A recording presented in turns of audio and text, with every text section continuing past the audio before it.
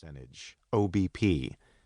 For those of you not familiar with the term, OBP represents the true measure of how often a batter reaches base. It includes hits, walks, and times hit by a pitch. Bean also sought out those with high on-base slugging percentages. OPS equals the sum of a player's OBP and slugging percentage, total bases divided by at-bats. In a nutshell, Bean's simple and irrefutable logic could be summarized as follows. Players more likely to get on base are more likely to score runs. By extension, higher-scoring teams tend to win more games than their lower-scoring counterparts. But Bean didn't stop there. He was also partial to players, again, only at the right price, who didn't swing at the first pitch. Bean liked hitters who consistently made opposing pitchers work deep into the count. These patient batters were more likely to make opposing pitchers tired and then give everyone on the A's better pitches to hit. Again, more runs would result, as would more wins. Back then, evaluating players based on unorthodox stats like these was considered heresy in traditional baseball circles. And that resistance was not just among baseball outsiders. In the late 1990s and early 2000s, a conflict within the A's organization was growing between Bean and his most visible employee, manager Art Howe. A former infielder with 3 teams over 12 years, Howe, for one, wasn't on board with Bean's unconventional program, to put it mildly.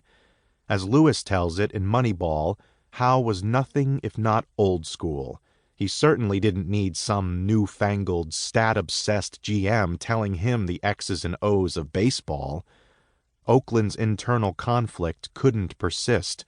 A GM and manager have to be on the same page in all sports, and baseball is no exception. Rather than fire Howe outright, with the A's eating his $1.5 million salary, Bean got creative, as he is wont to do. He cajoled the New York Mets into taking him off their hands. Not that the Mets needed much convincing. The team soon signed its new leader to a then-bawdy 4-year, $9.4 million contract. After all, Howe had won a more than respectable 53% of his games with the small-market A's, and he just looks managerial. The man has a great jaw. Imagine what Howe could do for a team with a big bankroll like the Mets. Howe's tenure with the Mets was ignominious.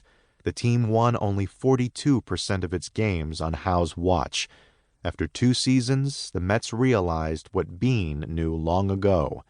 Howe and his managerial jaw were much better in theory than in practice.